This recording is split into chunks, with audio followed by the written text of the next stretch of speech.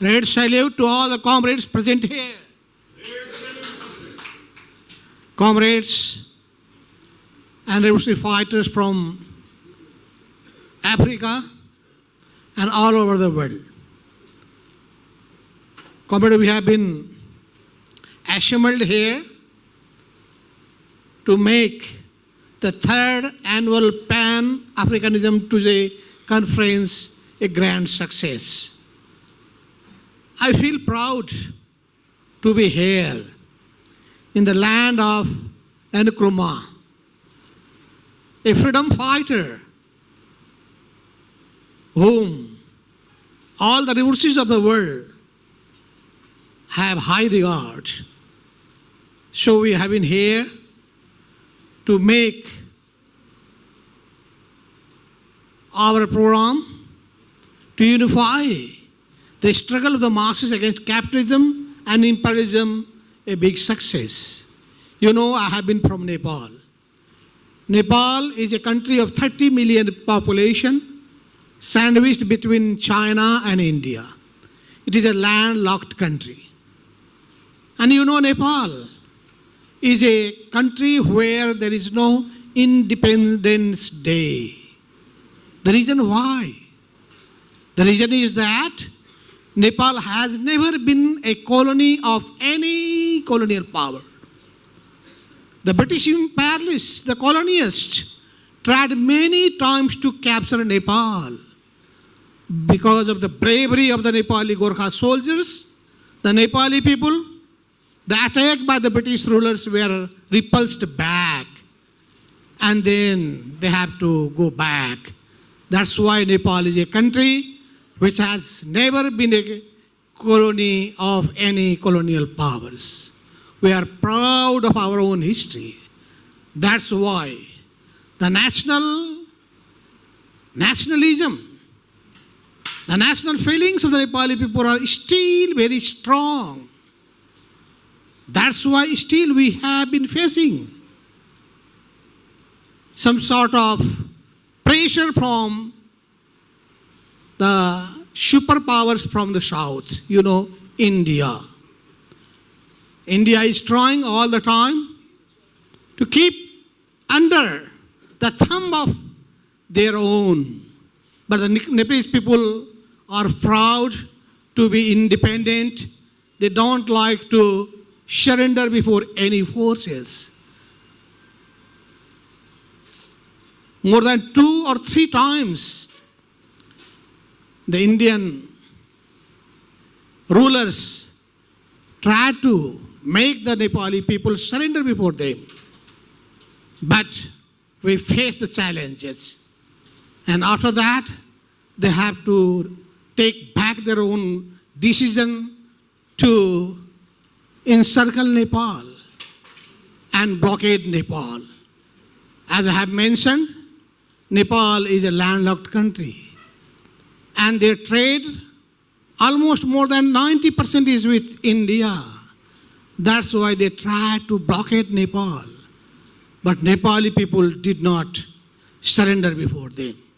That's why we are proud to be a people of that country who has never surrendered before big powers, imperialist, colonialist, superpowers, or any capitalist forces. I'm very happy to be here. I'm very happy to be here that you have been raising that strong banner of anti-imperialism, anti-capitalism, anti-colonialism. And Africa has been a banner of the bravery. We showed the path that the people are united.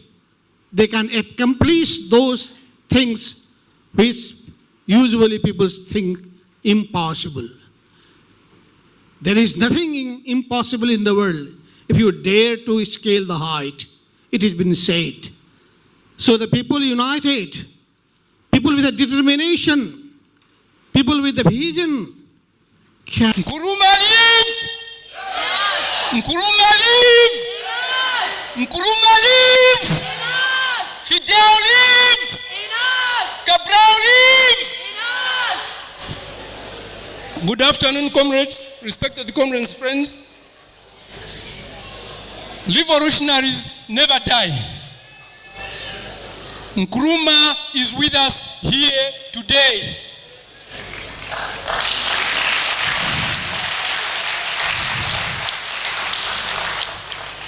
Those who thought Nkrumah was buried and dead, they should realize that wherever there is always a resurrection. And Nkrumah is with us today, right here. The ideas of Nkrumah will live forever. Will live forever in us. They are here today in this country of Ghana, the homeland of Nkrumah. Those who thought we were totally defeated, and that's the end of Nkrumah's ideas, were mistaken. The revolutionary process started by Nkrumah 6 decades ago. We are resurrecting it today, right here in Ghana.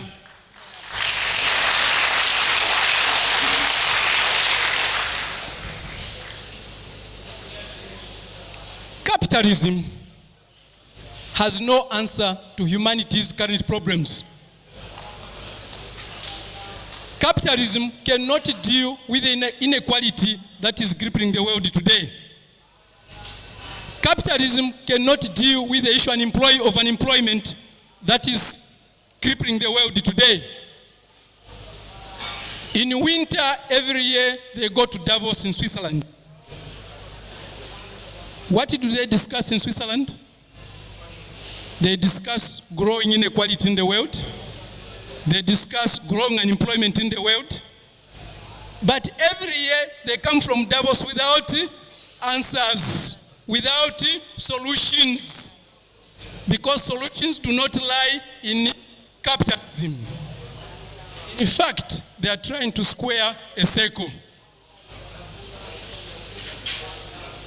To answer these two problems, to find solutions to these two problems today, they have to destroy capitalism.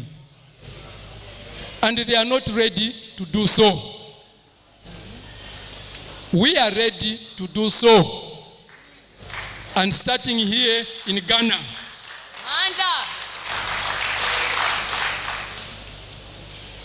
Imperialism has reached its high water mark.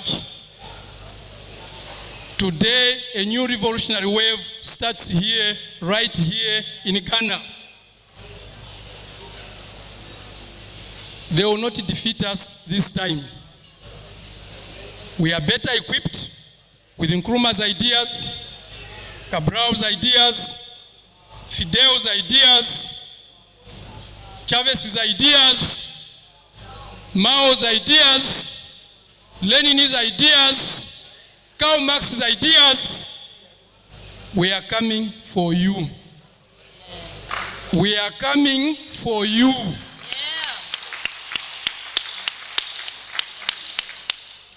There's no pulling punches. We are more revolutionary than 6 decades ago. We are more experienced than 6 decades ago. And we are more in numbers than 6 decades ago. In this hall today, we have over 60 nations. We have revolutionaries from over 60 nations, covering all continents. Can we fail? Can we fail? No. We won't fail. Comrades, those who thought Nkrumah's ideas were dead, what they didn't realize is those were revolutionary ideas. You cannot kill a revolutionary idea whose time has come. It was time for those revolutionaries 6 decades ago. It is still time for those revolutionaries to revolutionize today.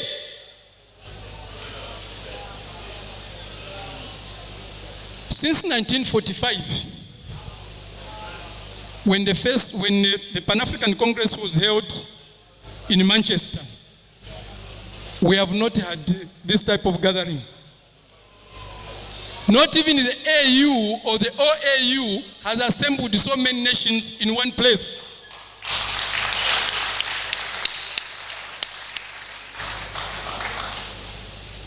If imperialism has any sense of justice, if imperialism or if imperialists are as intelligent as they claim to be, they would realize today that something is changing on this continent. Something big is happening, and they are not able, and they will not be able to stop it. This progressive wave, they will not be able to stop. They will not be able to stop this progressive wave. History is not always in a straightforward direction. There are gigantic leaps backwards. We have suffered our leaps backwards. We have had our Calvary. We know Sisyphus is difficult to climb. We are coming for you. We are coming for you. And victory is certain. We will not do it with guns, but we will do it with ideas. Nkrumah's ideas, Cabral's ideas, Fidel's ideas, Chavez's ideas. We will do it with all the revolutionary thinking of our time and of the past.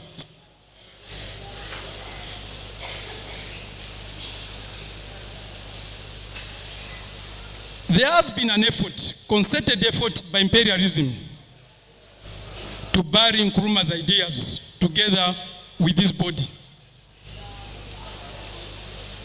Have they succeeded? No. We are much more aware of Nkrumah's ideas today than ever before. When they realized that they were failing to bury Nkrumah's ideas, what did they do? They started to create a new Nkrumah for us. A Nkrumah who was not socialist. A Nkrumah who was not a communist. A Nkrumah who they called a Pan-Africanist, meaning something else.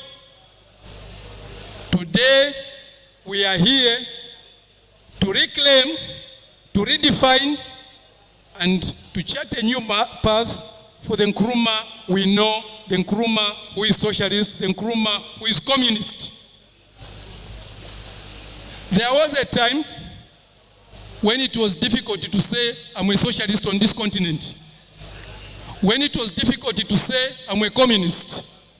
Comrades, I stand before you to tell you that I'm a communist.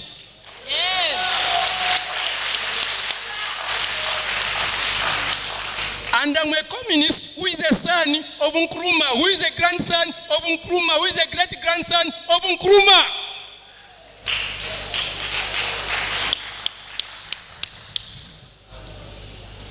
Comrades, this wave will not be stopped. We are back to Ghana to draw our inspiration, to recharge our revolutionary batteries, to rededicate ourselves to the African struggle, which is not only a struggle for Africa, but a struggle for the whole world.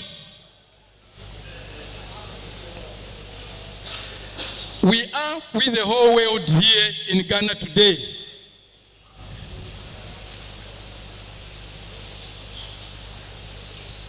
Those who have got ears, they should listen to what we are saying. Those who have got eyes should see that our actions are determined. Our ideas are clear. We are resolute and resolute and resolute in everything that we are saying and that which we are doing. We are not here to reform capitalism. We are here to build a socialist future for our continent and for the whole world. We are here to continue what Nkrumah struggled for and died for.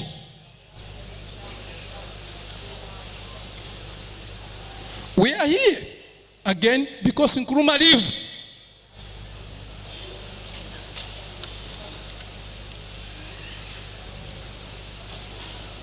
Comrades, we cannot continue on this path. The population of Ghana today is 27.4 million people.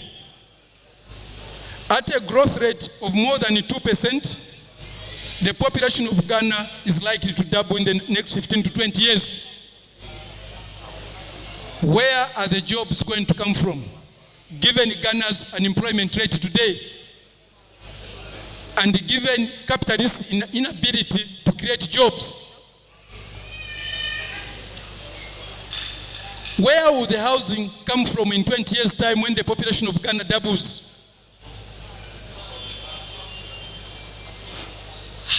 How is the population going to be like? How are they going to live? Can capitalism give us answers to those problems? The answer is a categorical no.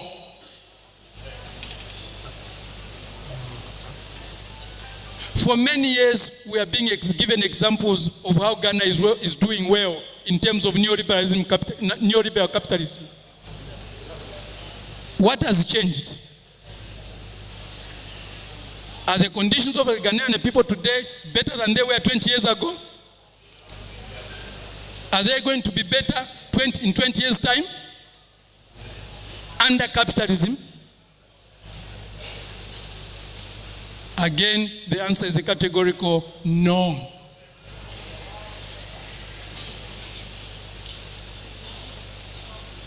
We are proud to be associated with Nkrumah. We are proud to be Nkrumah's followers. We are proud to be Nkrumah's children. We are proud to be Nkrumah's disciples. We are proud to be socialists. We are proud to be communists.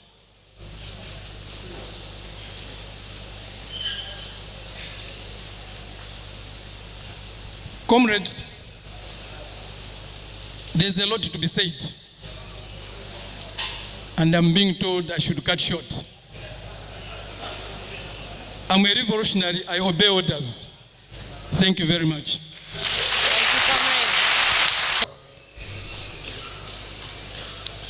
Today, our meeting here in Winneba must send a very clear message to the forces of imperialism that they have failed, they will fail, and they will never succeed.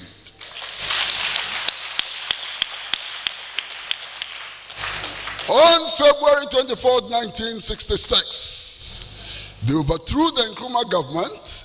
They made it illegal in Ghana to hold Nkrumah's photograph. They banned his books. They prevented all his associates from participating in national politics. Today, we have met here from 60 countries of the world to declare that Nkrumah would never die, and his ideas will continue to march on until we become victorious in this struggle of ours. We have met here today to declare that the assassination of Salvador Allende would not stop the people of Chile from marching forward to total victory. We have met here today to declare that the assassination of Patrice Lumumba would not stop the African Revolution. We have met here to send the clear message that no force on earth can stop the people of Venezuela from marching forward to victory under socialism. We meet here in Winnipeg today with a very clear message that we defeated apartheid in South Africa and we shall defeat apartheid in the Middle East, and Palestine would be free.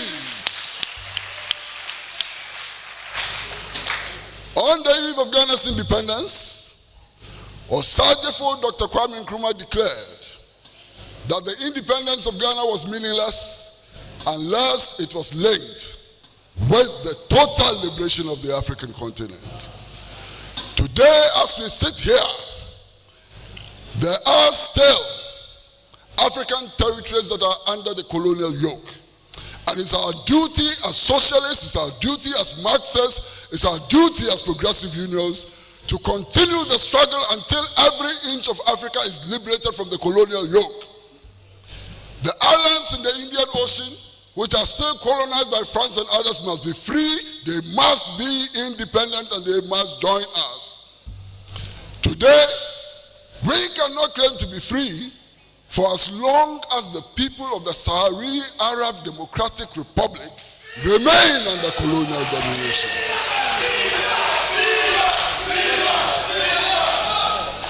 The intransigence of Morocco, guarded on by France and others, needs to be resisted by all African people, and that resistance will continue until total victory is achieved in the Sahrawi Arab Democratic Republic.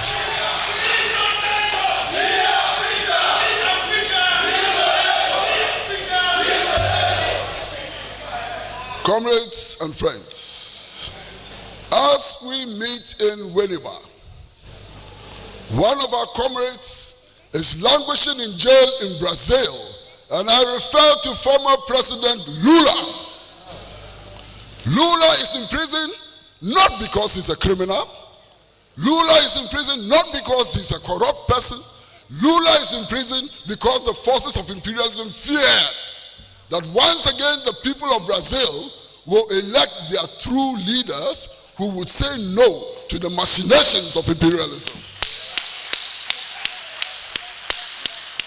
We cannot claim to be Marxists and socialists if we stay aloof and do not join the solidarity movement with the working people of Brazil for the total freedom of Lula and the full restoration of his rights to contest for any public position in Brazil. That is our responsibility, and we dare not fail.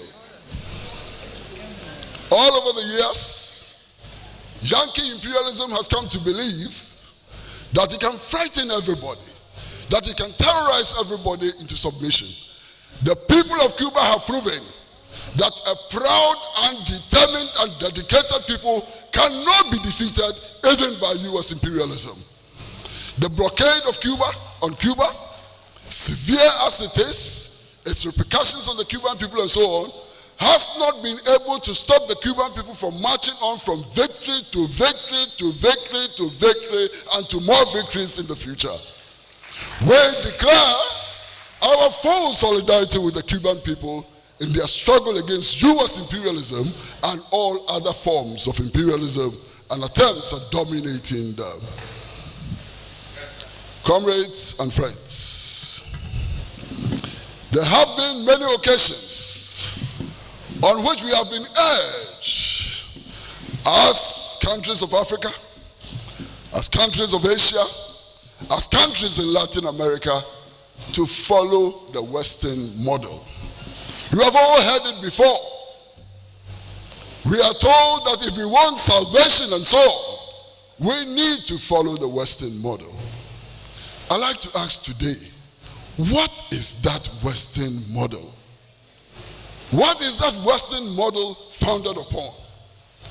We cannot forget that the so-called Western model was built on the back of the transatlantic slave trade. We cannot forget that our prosperity in the world is a result of classical colonialism. And we know that the prosperity in the world is as a result of the entrenchment of neo-colonialism in our various countries and on various continents. Today, Those who urge us to follow the Western example, I like to ask them one very simple question. If we in Africa have to follow that Western model, they should show us which countries we can also go and colonize and steal their resources for our development. They should show us which people in the world we can capture as slaves to work for us for 100 years without pay. They should show us which countries we can have a neo-colonial relationship with. The Western part is not available to us. It is close to us because we cannot have people as slaves working on our plantations in order to propel our prosperity. The Western part is close to us because there is no country we can go and colonize today. And even if that was possible, our conscience and our commitment to justice would not enable us to colonize other people. So we are left with only one option. And that option is collective self-reliance. Our option is to make sure that the working people control their own destiny, control their own resources, and they do not become cannon fodder for the multinational corporations. The Western option is not available to us. In all of our countries, we have been told that the state is inefficient and that we need to privatize state enterprises. We need to sell our factories. We need to even sell our schools and so on. Maybe there's a point in that. But if there's a point in that, then the first things we need to privatize are our presidencies, the presidential palaces and the people who occupy them. Because the most inefficient institutions in our countries are not the factories. They are the offices occupied by the political elite. So we must first of all begin by privatizing the presidency. And then we can privatize the ministries and so on. Why do they prescribe privatization as a cure for inefficiency and they do not start with themselves? The drive for privatization, if it makes sense, must start with privatizing the presidency and so on. Comrades and friends, we are living in very difficult times. Not too long ago in Ghana, nobody was allowed to engage in mining if the enterprise did not have 55% interest by Ghanaian people. Today, as I speak to you, if you take total gold mining in Ghana, the collective interest of the Ghanaian people is 3%. We get only 3% of our gold. So when you hear them talking about the fact that Ghana is a leading producer of gold, it is nothing but hogwash. The reality is that we produce a lot of gold, but it does not belong to us. Now, if you're already getting shocked, hold on for a minute. We have only 3% stake in our gold. When the gold is exported, we have signed a foreign exchange retention agreement to the mining companies, which enables the mining companies to keep 98% of the total value of gold exported from this country outside this country. That is our situation. Now, only recently, Ghana and La Côte d'Ivoire went to the International Court for arbitration. La Côte d'Ivoire was claiming that some oil that Ghana was exploiting offshore belonged to La Côte d'Ivoire. And Ghana said, no. The oil belongs to Ghana, and so on. In the final analysis, the International Court ruled that the oil belongs to Ghana. But what does it mean to the people of Ghana and La Côte d'Ivoire? La Côte d'Ivoire was looking for that oil in order to be able to hand it over to Total of France. Ghana has taken that oil and handed it over to American and British companies. Ghana's total stake in our oil is still 13.5%, When will our leaders learn and wake up and serve the interests of our people? What is the sense in Ghana and La Côte d'Ivoire fighting over oil resources when all West African states can come together and establish a consortium for exploiting the oil resources to serve the interests of all the people of West Africa, including La Côte d'Ivoire, including Ghana, including Togo, including Liberia, and all of them. And this is common sense. Why can't we do that? Why do we fight amongst ourselves for resources which we only hand over to so-called colonial masters when we can cooperate to exploit those resources for our own benefits? There are so many people who talk about the greatness of Osagyefo Dr. Kwame Nkrumah, and I believe that Osagyefo Dr. Kwame Nkrumah was great. I believe that Osagyefo Dr. Kwame Nkrumah was the greatest inspirer of African unity and African freedom. I have no doubt that Nkrumah believed in socialist transformation and so on.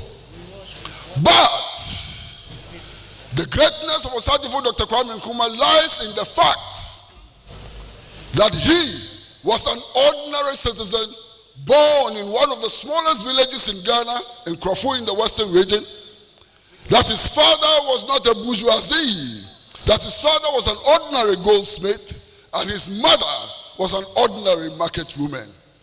The greatness of Nkrumah lies in the fact that out of these humble beginnings, the greatness of Nkrumah lies in the fact that from the little village of Nkrofo, he rose to the world stage and became a champion of freedom, he became a champion of African independence, and he became a champion of socialism.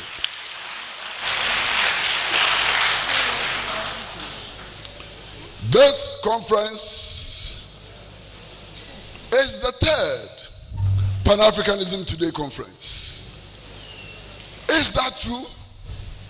Yes, this conference has been named as the third Pan-Africanism Today Congress. But this conference has a history, and we can trace its history to W.E. Du Bois. We can trace its history to Macaulay. We can trace its history to Ahmed Sekou Touré. We can trace its history to many, many, many others before us. In 1945, the leaders of the Pan-African movement met in Manchester, and they signed a very simple declaration committing themselves to struggle to free Africa from the colonial yoke and to build a United States of Africa under the banner of socialism. That was in 1945 in Manchester. In 1958, leaders of newly emergent states in Africa met in Accra in the All African People's Conference and passed a resolution to commit themselves to the total liberation of the African people. These leaders who met in 1958 did not see the struggle in its segmented stage. They saw the struggle as one struggle, and they worked, and today more than 54 African countries are independent. This conference has to be our Manchester conference. This conference has to be our 1958 All African People's Conference in Accra. This conference has to set the tone for the liberation of Africa from the clutches of capitalism. This conference has to adopt an agenda to struggle against imperialism and to defeat imperialism. This conference should mark the beginning of efforts to establish socialist parties throughout Africa, and for all of us to work together, whether it is in Zambia, South Africa, wherever, in order to build socialism, solid socialism on the African continent. Our leaders who struggled for national independence, they have done their best. But there's a lot more to be done. A lot more lies ahead of us. The objectives of the independent movement have not been achieved as yet. Those of you from South Africa know that we are far from the dreams of Chris Hani. You know that. Today, apartheid is disguised in South Africa, but it exists in South Africa. Don't kid yourselves that we have gained freedom in South Africa. The vast majority of land in South Africa is still owned by white settlers. That situation has not changed. The ordinary people in South Africa still live in slums and shanty towns and so on. That must change. That is the new frontier of our struggle, and we will win that battle. Today we know that in Nigeria, they produce 2 million barrels of oil per day, and yet their filling stations have no petrol in the pump. And the price of petrol keeps escalating. That situation ought to change in Nigeria, and the Nigerian people ought to be the true owners of their oil resources, which must be exploited for their own benefit. Today, look around Africa.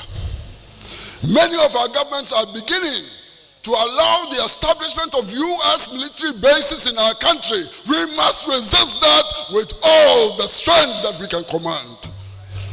Because the Osagefo taught us that our duty was to build the world without a bomb.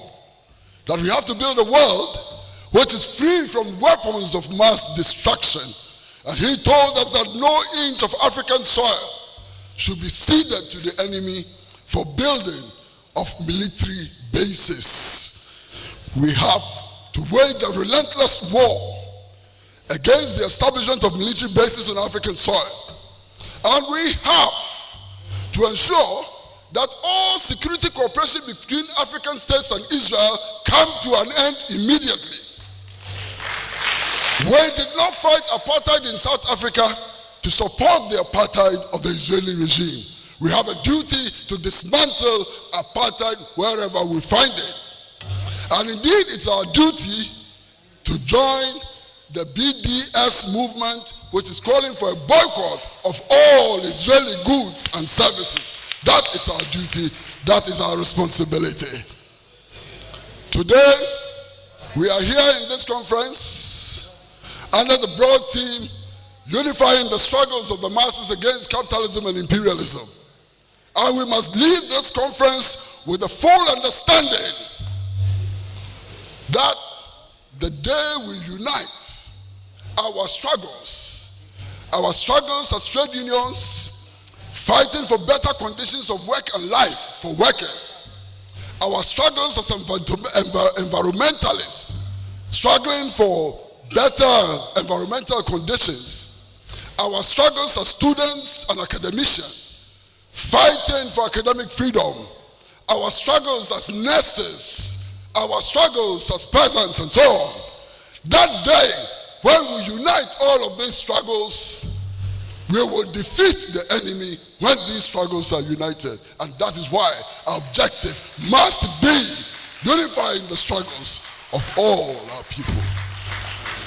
Now, comrades and friends, this is the time. There is no other time.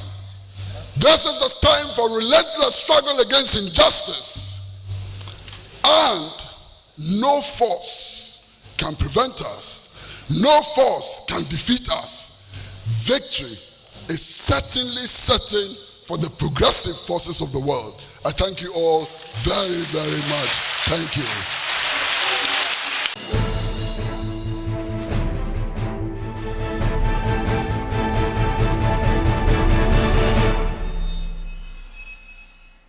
Hello, welcome to The Couch with me, Amma Pratt. Now, we are still running, the program from Winneba, where we are at the 3rd Annual Pan-Africanism Today Conference You know, it's been an amazing couple of days, and we are coming your way straight from the center of the action. You know, so of course you can see that our studio is very, very different today. Just as beautiful, I hope. And today we are talking feminism. You know, what does it mean? What are the actual concepts of feminism? But on the ground, what does it mean? How do we practicalize feminism? What is feminism and Pan-Africanism? You know, how do we link the two? And for me, most importantly, feminism and culture. You know, because some people believe that our traditions are not in line with what feminism stands for. Well, these are the topics for conversation today. What do I know about it? Absolutely nothing. But I have somebody who does know about it, you know, and her name is Mawete. She happens to be the chairperson of Mawete, which is a Pan-African Women's Solidarity Network. Well, Mom, welcome to the show. Thank you. You're welcome. Thank you for speaking to us. So far, what's your impression about the conference so far? Let's start from there. Well, I think the conference is excellent because I only came last night, so I just been at the conference. You came last night? Yes, okay. I just been at the conference this morning. Okay. So far the impression is good, okay. And I think the participants are amazing, and the atmosphere is also good. And I hope that the contributions and what comes out of this conference will also have an impact on the life of Africans. That's great. So you are coming from the UK? Yes. Directly, you are coming from Angola? I'm coming from UK. You're coming from the UK, but you're originally Angolan? Yes, I'm Angolan. Yes. We want to reflect the diversity in our conversation. Yes. So immediately, what is feminism? When I say feminism, what is it? Well, that depends. I'm going to have individual, because I don't really say that labels express what one stands for. And if I go for my own personal experience, and I have about more than four decades of being an organizer and freedom fighter and an activist. So therefore, my views about the plight of women have changed every decade, as it were, to make it work. So feminism can fit many labels, and as a concept, as a vehicle of women's liberation and emancipation.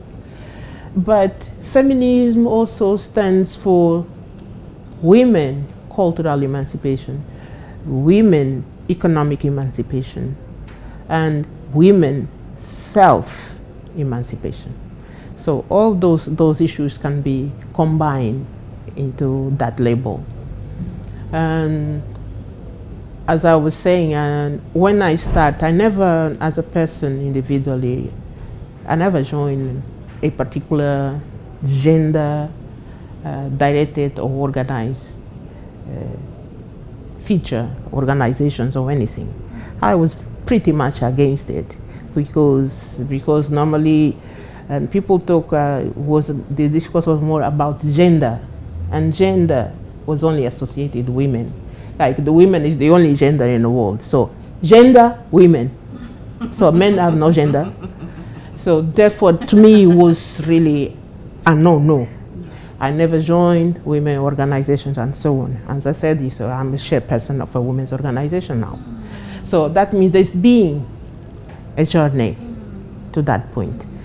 And what is happening and being part of organizations and so on, if there's something amiss, something that is necessary for women to be able to participate, for women to be part of society. There's always something pushing them aside, someone pushing them on the back burner, so they are not relevant. And there's a cultural imposition and enforced by cultural traits and patriarchy that say that there is a particular role for women, there is a particular niche a woman is supposed to be. And if you stray out of that particular sphere, you are out of step with everything. So you feel that you don't belong, you are not valued, and if you don't fulfill those particular roles, and those are mother and wife, you have to be one or the other. So either to be able, even to people to look at you. If you don't fulfill those roles, so we have no value. And that's the importance as human beings. To me, that's what I see. I'm not have to condition my humanity to my gender. Men don't. Why should I? So therefore, my humanity and my rights as a human being come first from my gender. I'm a human being. Gender is something that comes with cultural traits, with the way you are socialized. That's when you get the issues of gender are engendered, the issues of gender are constructed. So therefore, for me, feminism, in a way, become for many women a way to fight back, to push back, to reassert themselves, to become visible. And sometimes they have to resort to shocking means to be able to assert their position as a human being. Now, let's take it a point at a time. There's something you said about, social constructs, if I can understand what you were saying properly, about gender being about social contracts, that you are born as a human being. You are told that you are a female, and so you have to behave this way and behave that way. But truly, isn't gender just basic biology? Aren't there some things that physically you simply cannot do? Isn't it the truth that, we are by position of strength, and I mean physical strength, not emotional strength or psychological strength, just physical strength. Would it be wrong to say that we need protection, for instance? So I'll make the example of South Africa, where we have the Ministry of Women, Children, and the Disabled, and I've spoken to South Africans who are very against that labeling, and they're like, why would you classify women with children or with the disabled, but the question is, and I'm asking about biology, at the end of the day, aren't we weaker than the men physically? What that has to do with anything? Just because it's a rhetoric question. So the fact that I'm weak because a child is weaker, so should we mistreat a child because is weak? We don't accept that in society, although it happens. So therefore, I cannot accept that as a definition. We cannot be categorized in that particular label. So for me, I'm a human being. Because to be a human being, you have to start, from the womb until you are born, and then you become a person, and so on and so forth. So you grow and develop different features and so on, depends on your sex. Sex is biologically determined. But gender is a construct, is socially constructed. So the question of this, women are strong, and it's not about strengths. Because I don't think that if a man will get a man and say, go and have a baby, you will be able to do it. No. So therefore, there are issues that are pertaining for our biology, and biologically you are strong because we're built like that to do so. So are men. The difference between the sexes should not determine human beings' ability to enjoy the rights of every human being. And that's the difference. The art of self-determination is not something that as a person you have to have that, because you are people. We are citizens. You are not second-class citizens. You are not secondary to anybody. You are essential to society. You are fundamental for continuity of civilization. So why, in God's name, as women, we just quote-unquote classify as biologically you are weak? The weaker sex. So it's weak about the women. We are as our strengths is totally, because I have difficulty I can't find even scientifically the way to evaluate that, or to make the fact that you are a woman make your sex weaker or weak, because men can have muscle to subjugate you. Is that make them strong? Well, you can't subjugate any other thing that is weaker. You can subjugate a child. So does it make the person who does that strong? So I take advantage of that, so therefore I'm strong. I don't think so. Now let's talk about these defined roles that you talk about. You talk about the need for women to identify as mother and wife.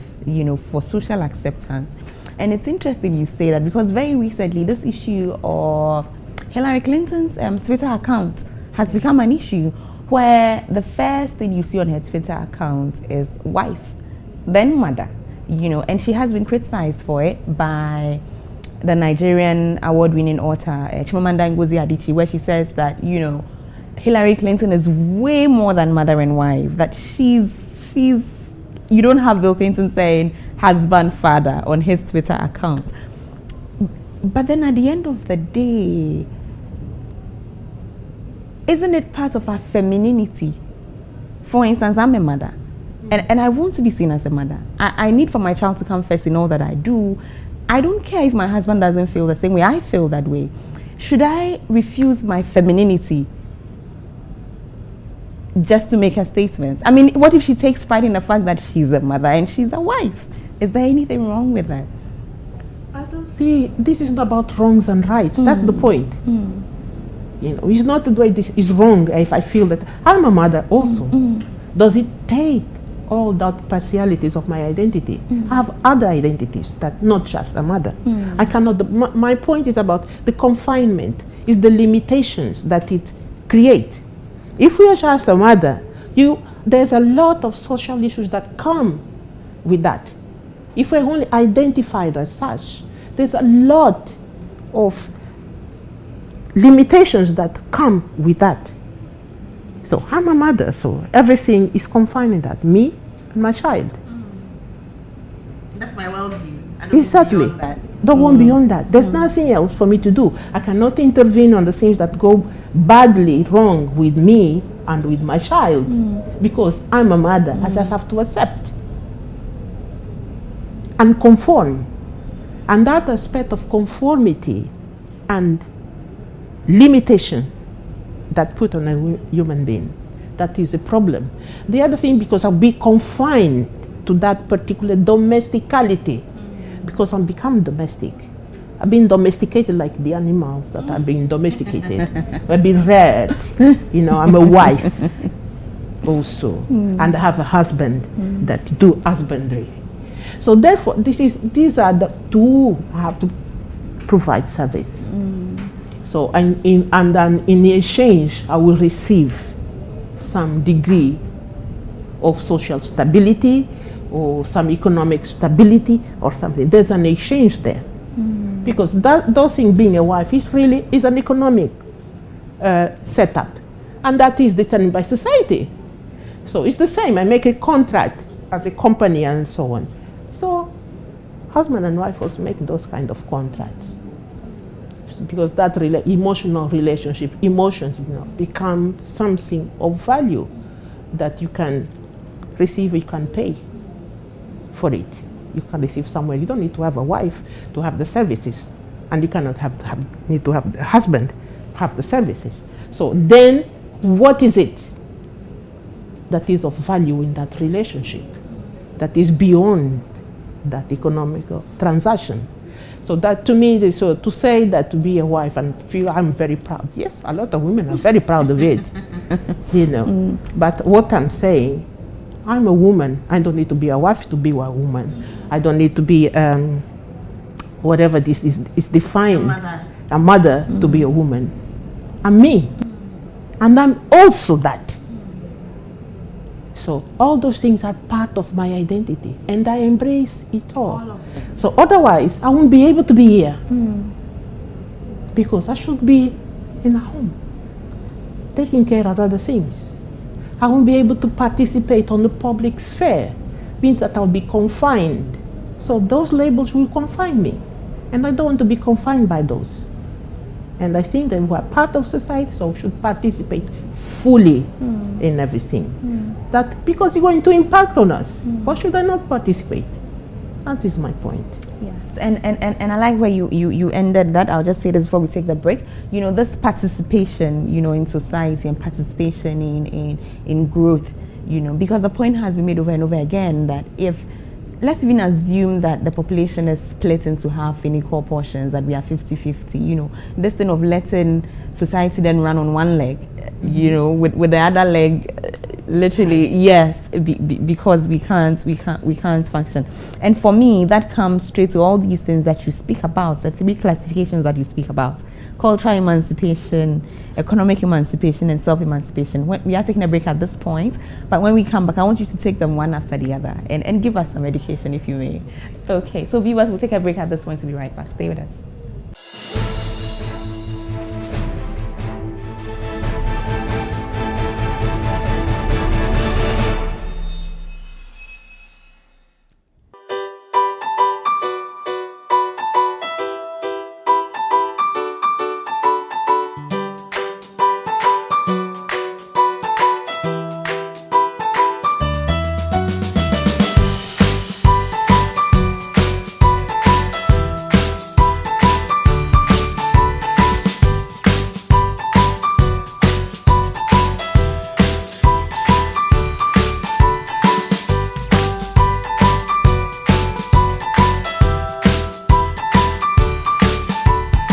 The Bridge Kiddie tab is your best gadget option for the kids. It is a real tablet with a lot of educational and entertaining apps. It is very strong and durable. Bridge Kiddie tab, the best learning companion for every child.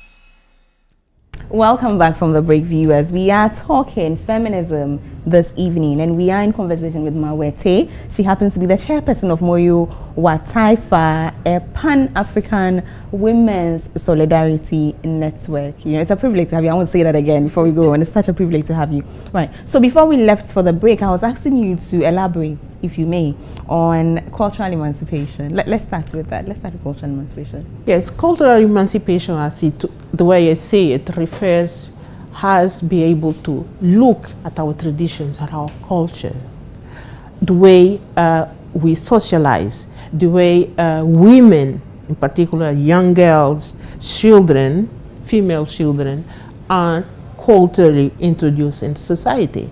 So those roles are inherent. When you are born, you are already know this is a girl, you're not supposed to do that. A girl is not supposed to be loud. A girl is not supposed to sit this way. A girl is not supposed to jump. A girl is so all manner of rules and dress this way. Yeah. So codes, spoken and unspoken, and sometimes you don't know which rule you cross over.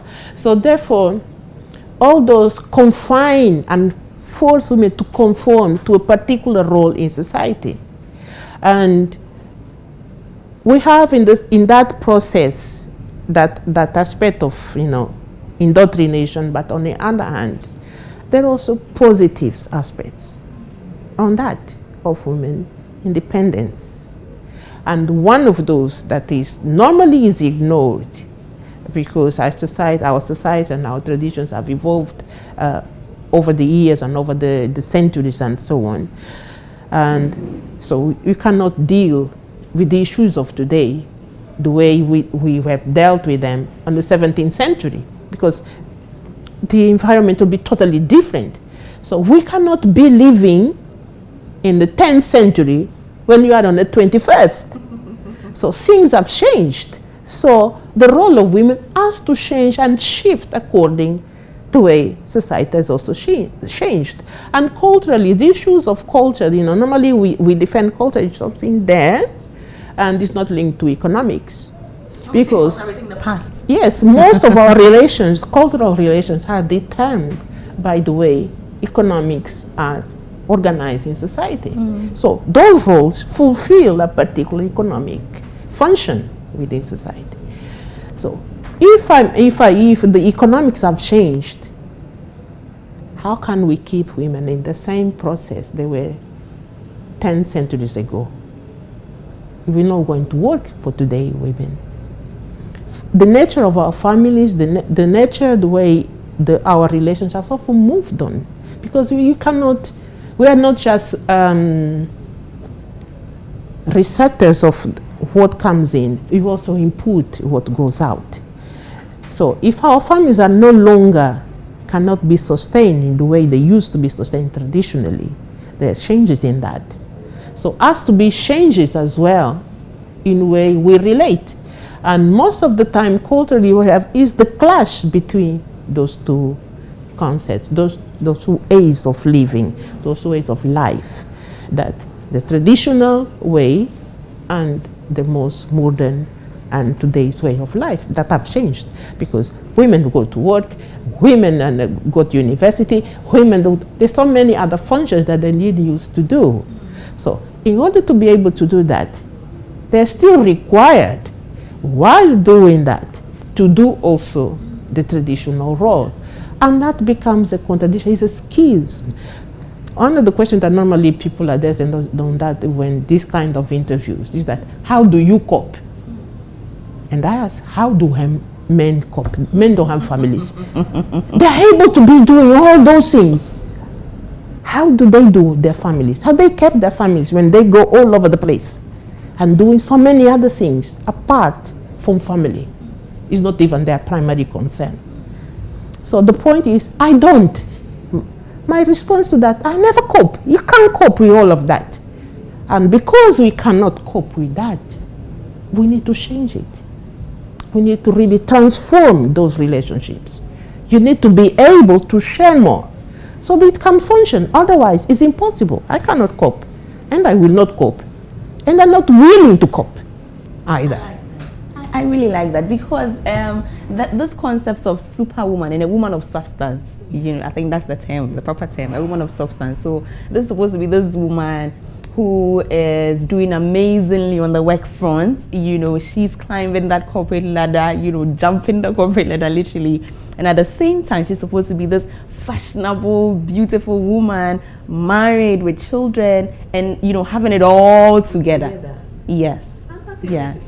Yes. We are human beings. We are not those super. And a lot of women, they fall into that. This is a trap. Why do you have to do cope with that? Why? I don't. And people say, no, I don't cope. It's impossible for any human being to cope. Will you cope with such a situation like that? You can't. We cannot cope with that. So therefore, you have to limit and really cut our suit to our size. So I cannot cope with all of that. I have to change. So what's got to give? Because we want it all. As women, we want it all too, like the men. If a man can have it all, we also can have it all, or should have it all. So how do we cut the balance? How do we have it all? The point is, if we're able to negotiate so many things, even wars, we're able to come a point where, come on, let's stop this. Let's be able to negotiate and find the best way to work. We are human beings. We cannot live without society. We cannot exist. So therefore, I think we can negotiate. This is not irreconcilable kind of relationships. These are relationships of power and dominance. So we need to remove the power dominance from that relationship, so we can come to a point of equity. I don't need equality, that men and women will fight for equality. You can never be equal. You are different. That's period. We are different, and we accept our difference. And I don't want to change this. I'm not a man. I don't want to be a man. I'm a woman. And I'm perfectly satisfied with that. I'm fine with that. But the point is, we need to get equity in that relationship between men and women. It means that there's a gap between one and the other.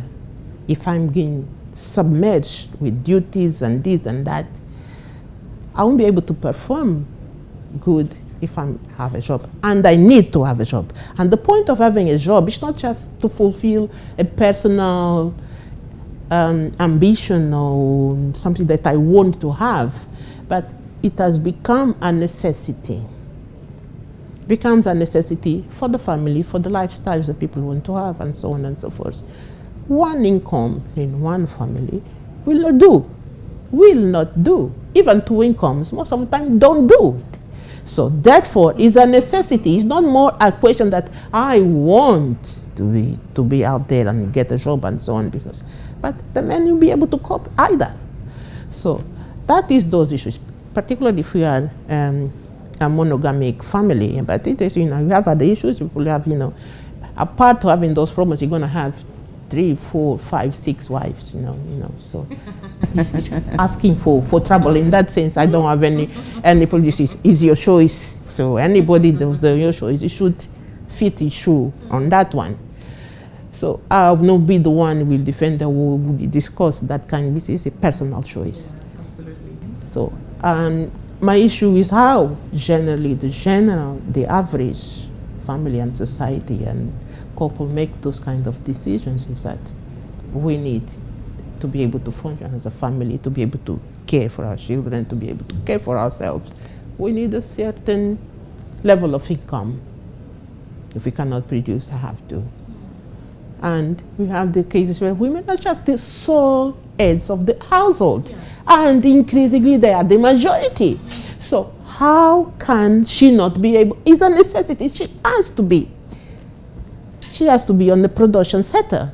My question when it comes to cultural emancipation, and this is because of, where we find ourselves, as Pan-Africanists, in that, under that umbrella, is this seeming conflict between the ideals of feminism and the ideals of traditional Africa.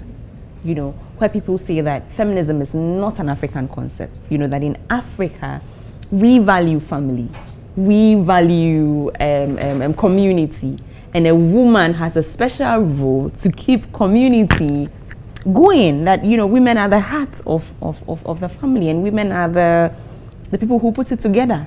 And so when you insist on feminism and say that, well, now the husband is no more the head of the family and now we are equal, then you are breaking, these traditions that as Africans we should be holding on to and preserving. What's your take on that? Yes, there's certain traditions that need to be broken, unfortunately, because they are no longer viable. That's the thing of society and human evolution. There are certain things that used to happen 1,000 years ago, or 3,000 years ago, or 10,000 years ago, probably are not viable today. Things have to change and transform. So we have this. You cannot avoid it. As human society, cannot avoid that thing. It's going to happen, whether we like it, whether we don't.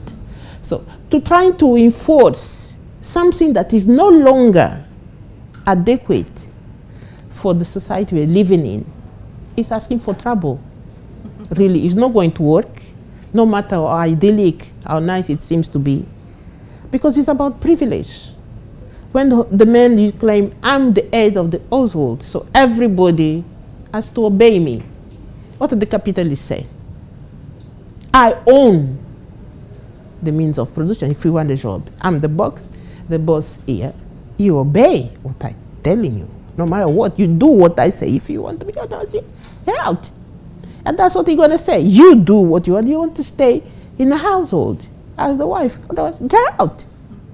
So this kind of comparative type of relationship, that's the problem. Because Pan-Africans talk about reciprocity in that relationship. It's not one up here, the other down there. Is reciprocal, the way we relate. It cannot be that way, because if we want to re-establish dominion and domination within the personal relationship, we're really asking for serious trouble. And cultural Pan-African in that sense will not work.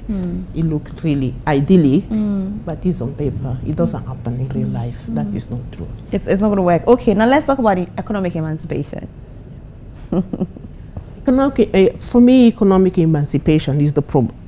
Deals with the issues of ownership. Who owns? Who owns what? How and when? So, in the case of women, in society normally, the owners of the material goods, the majority of men own them. So what those women own? If we have an imbalanced relationship in terms of economics, you cannot really have a voice. You can't really make your voice stand up. You cannot really have a say because I'm depending on them. If I say something, what is going to happen to me? What's going to happen to my children? So I will take what I should not take because I'm establishing a dependency relationship. It's not because that is this where I want to be. I have to be here because I don't have no other way, alternative way. So economic emancipation is crucial for women. Women need that economic emancipation so they're able to become a more equal, more equity between men and women. So we really bridge the gap of ownership of resources, of control of resources.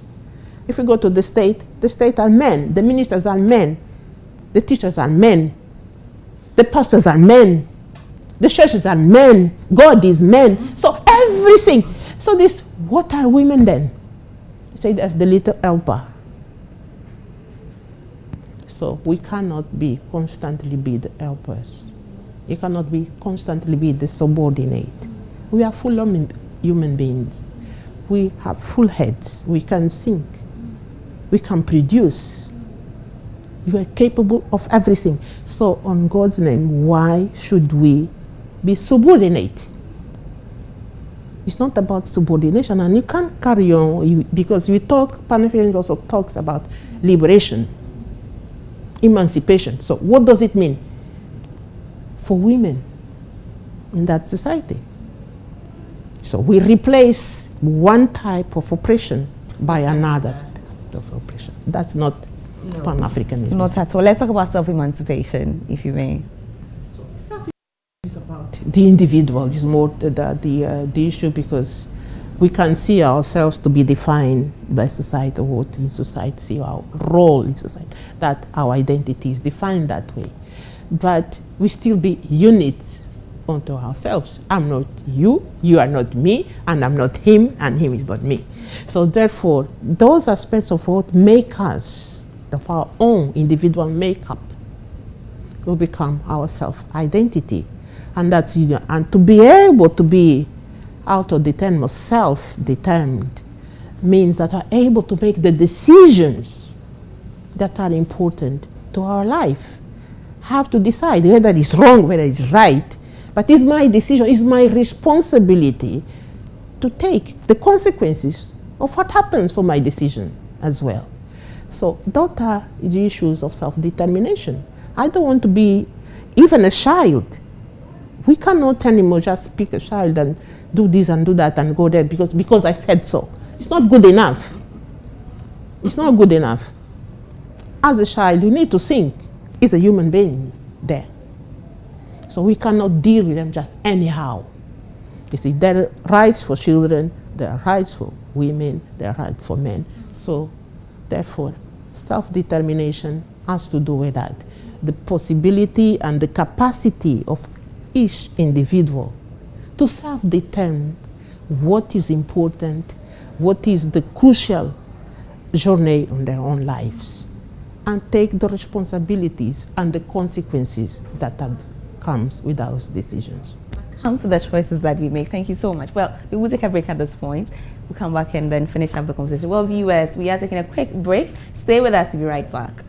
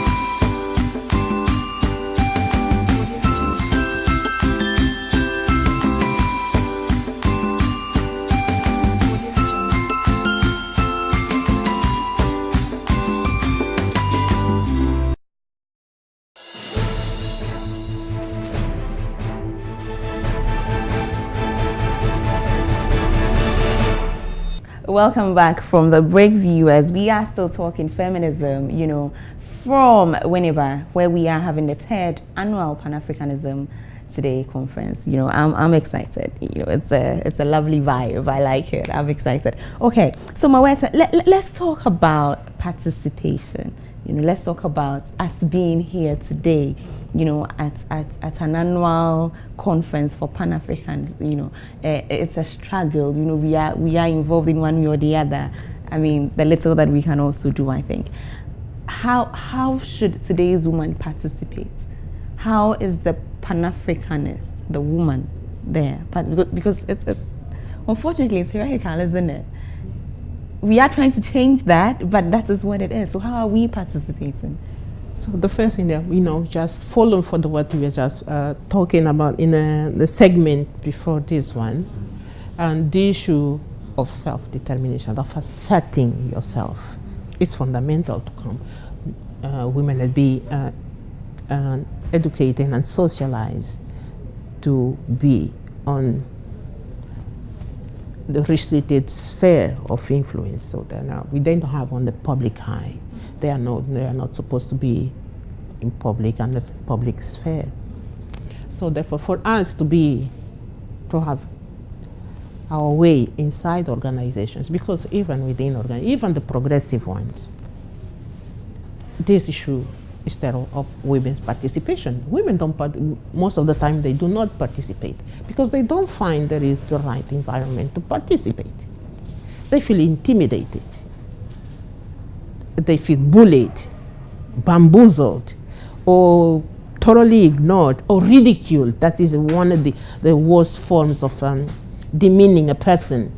So is that you are not important. What you say is not important. And triviality normally is associated with women. Women are trivial. They are not serious. And the things that are normally allocated to women is fashion, and cosmetics, food, the cooking, the nappies, and all those kind of issues. Yes, seemingly they are diminished as an important, this is women's foolishness.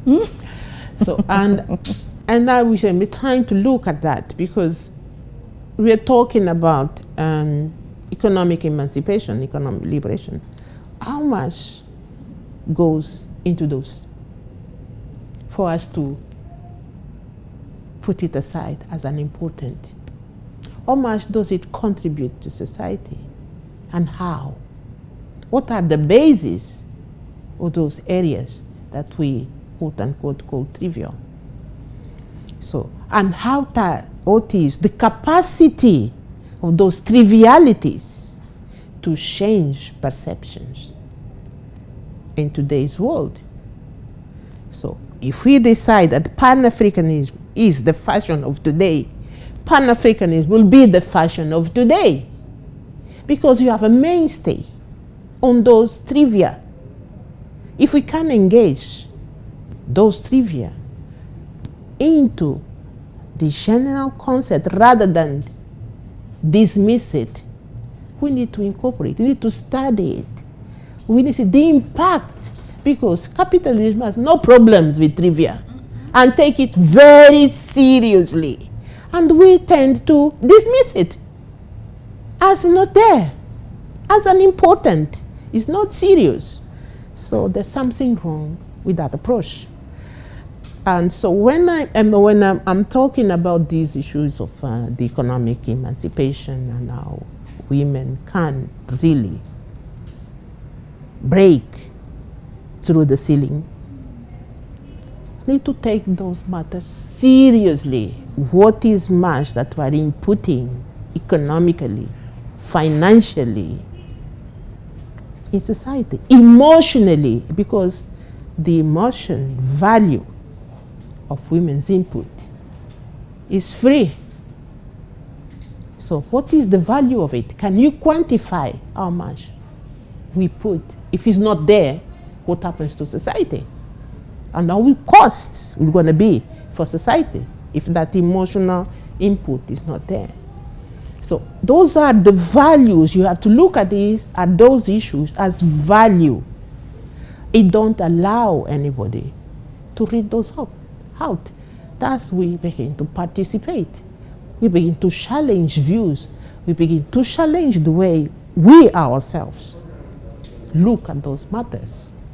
Because normally we dismiss this is just foolishness. We're going to spend my time with this. But it's important.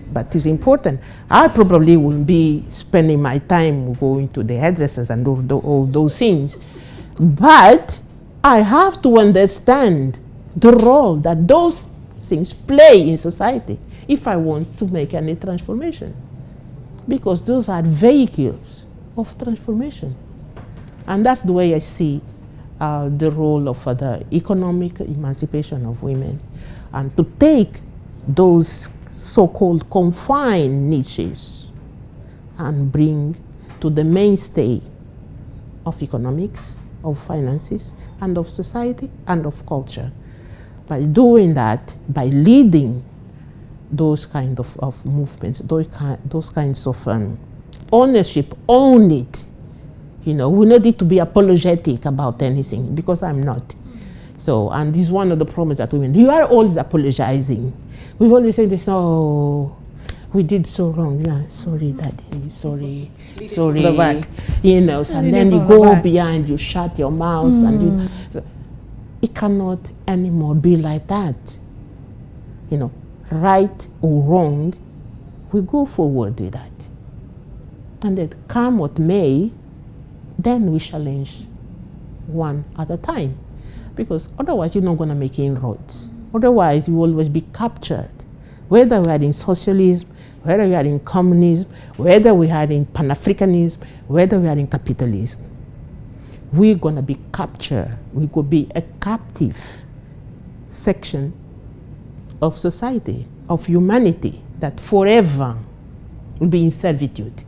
And if we want to finish servitude, it's not the servitude that affects men or society in general, but servitude that affects every element in human society, being them a child, being them a person with disabilities, be a woman, be a man, be an elder person or old person. And as I was talking about trivialities, even for me, for my participation this time, I also, apart from my duties as an activist and an organizer and so on, I also have all those duties. I have to care for my mother, for it, and who has Alzheimer's. I have to bring my mother here. Otherwise, I won't be able to participate. And there was really no space for that. So the only way I can participate, I have to bring my mother. And for me to bring my mother, to be able to be at the workshops and so on and so forth, means I have to bring my son to taking care of my mother. While it means you have to cater for three for me to participate. So, and the point is for me to demand that to happen. Because the comrades were saying this is, what? But you can't pay this. Yes, I know. I'm not asking you to pay. I won't ask you to give me the coordinates so I can coordinate and organize. We pay for them to come.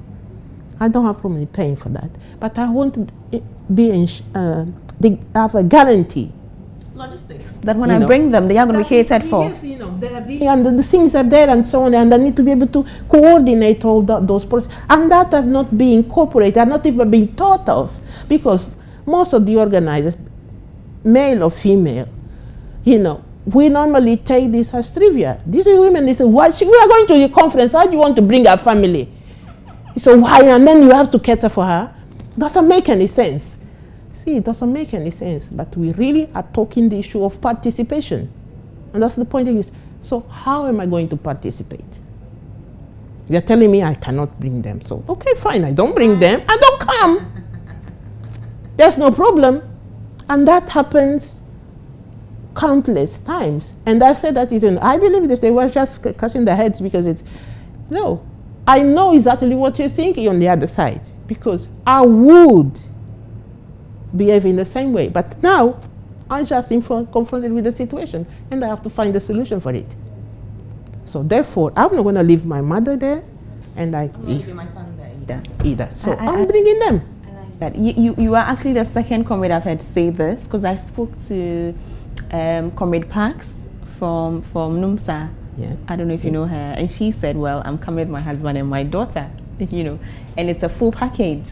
You know, you take it or you leave it. And when I'm on stage, my daughter comes with me on the stage because it's part of this package. You know, it's Exactly. if I can work and my daughter will be there, let's do that. You won't have me without her. And I like that. I like this conversation. I like where it's going with it. But we do understand that there are some circumstances in which this will not work. For instance, if you work in a corporate environment. Yeah. I know that it's not going to work. But therefore, if you're not going to work, that everybody to be there, but has to be a way that you have to think how in order for someone to participate, because it's not going to be safe for this one, the old group in your family, but there's a way that they be able to be catered for. So you still be able to participate. So there's no reason. The point is to removal of the hurdles that you have to jump over all the time. Some of the time you just jump no matter what. You cope, that kind of thing. The cope strategy that women do. So we become, you juggle this, you juggle the other one. We don't, yes, we don't sleep. We don't do that because we are trying to keep everybody satisfied and happy. But you, because you are tired, you are knackered, you are impatient, you are irritable, and you have no patience with anybody. So, and that is not good. Then you become the angry black woman. Yes, they become the mad black woman as always. So that always that everything with they're strong, they come aggressive and this and the other. Angry woman. But we have to cope. The people who don't even a quarter, they will be able to. They will be dying immediately. So, and the point is for us, we need to stop coping. And the way the women says, no, we need to stop coping because we don't cope. That's it. You need to tell. We can't cope. Let's be it's too much. And then because you are multitask, it's scientifically proven. We need more sleep. We need rest. Thank you. I need more rest. So why people don't rest? This I need to rest. This forget about it. This I'm not coming. I need to rest. I'm a human being. I'm not a superhero. I'm not those things that they invent on the fiction movies. You know, I don't have that kind of stamina. I'm just a mere human. I have my limitations. When I can, I find. But normally, this business of going beyond your own capabilities, men don't do that. They don't even have to. Anyway, so therefore, why should I? When they feel they want to get, they want to sleep, everybody has to shut up in the house because daddy is sleeping. Yeah. Nobody cares if mommy is sleeping and mommy is having a bad day. So yes, I'm just very, very down to earth on those issues. Oh wow! Now let's talk about this concept of and you mentioned this earlier. I wrote this down. You said feminism changes every decade. That every decade comes with its own change, and we need to accept that. But then my question is, then it's really gradual. Then this destination that we all seek, you know, where there's equity, if not equality, there's equity, then it's going to take a really long while to get there finally, if we are going to, you know, pass the baton, you know, and when I had Comrade Scavi, you know, yesterday, he said the same thing about socialism, you know, that, oh, every generation will play its part, and then we'll wait for the pass the baton, and then, you know, all of that. But my question is, then when would we finally get to the point where, you know, all of this is over? Demon, you know, now everything is fine. So if we get that point, it must as well finish as humanity, because humanity will continue. In order to continue, you're gonna have those cycles of struggle, because life is a cycle. If we don't follow those cycles, it's going to end. You just, you know, but if you don't have anything to look forward anymore, you don't have any strife, you don't have anything, everything is just perfect, wonderful. That's punishment. So we will be able to cope with that either. Because human nature will create, every time we surpass one other, something else we create. Because we generate, by doing those things, we generate other issues that we need to address. Because like now, we talk about something as an example. Medicine. Medicine, all the medicine is said. Even if you know you have to go to the doctor and they give you prescribe this and this. There's not a single medicine which doesn't have side effects. If it's supposed to cure you, why they create more problems that you get, and that's to be taken for a limited period of time. Otherwise, so we cannot just say, although it's good, you cannot be taking medicine forever and more, because the effects that you're gonna make in you. Let me ask this So last question. it's the same with society. So we have to keep the fight going, and we will keep fighting. It's at different each battles generation we have at to every pick point. up the baton. Really, it has to pick up that baton and fight their own struggles. Because, for instance, and in my generation, when I was a teenager, when I started, our issues, colonialism, direct idiot, get the white man off our land, and these are kind of things. Those are the things. The national liberation struggle. Pick up arms and get women also go to pick arms to fight, and so on and so forth. Those are the issues of our times. Today, there's a transformation in those issues. It's no longer that, although they're still occupying our land, but it's made indirectly. We have neocolonialism. And then people are beginning to awake. Although we talk about that, but we are living it now. And people are beginning to realize what it is feel like to live in neocolonialism.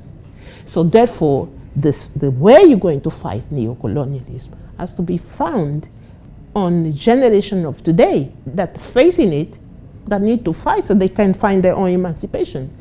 Next generation probably going to find something else. So there will be continuous issues that are going to arise as society changes, transforms, and so on. New issues are going to emerge.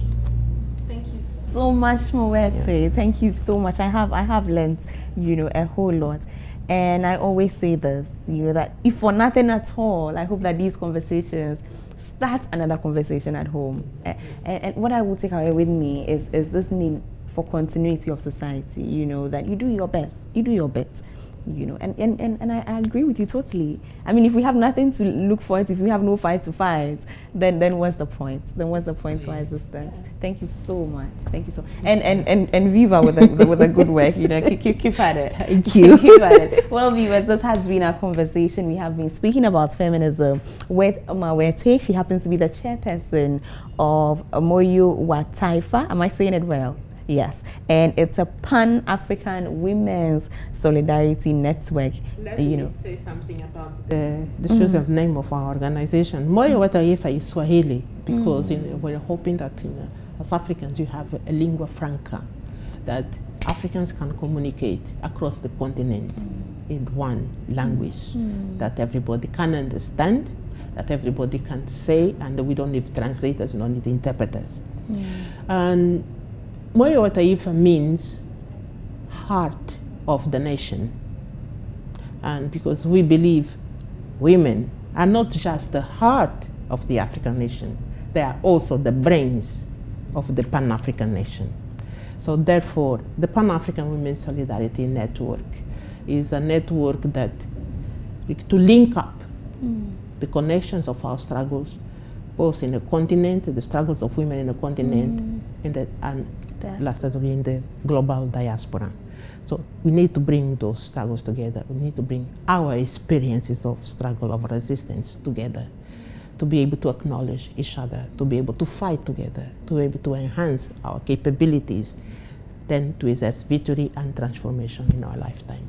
Thank you so much. Thank you so much. There's nothing to add to that. So viewers, this has been our show today. We will end on a note of victory and transformation. We do our best. We do the best that we can, and that all the circumstances that we find ourselves in, and keep the struggle going. Hey, keep it going. This has been our show. I've enjoyed myself. I've learned a lot. I hope you did too. Let's keep the conversation going. Have a lovely evening. See you tomorrow. Bye.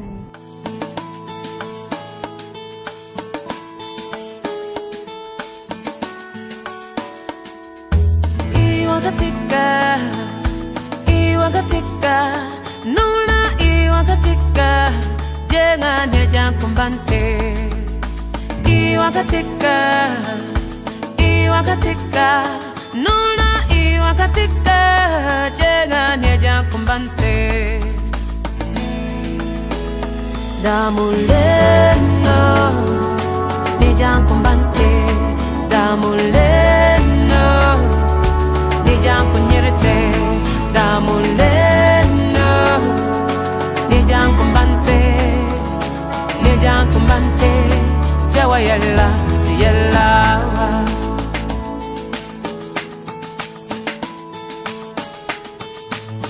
Let go to this place no one knows, just you and me.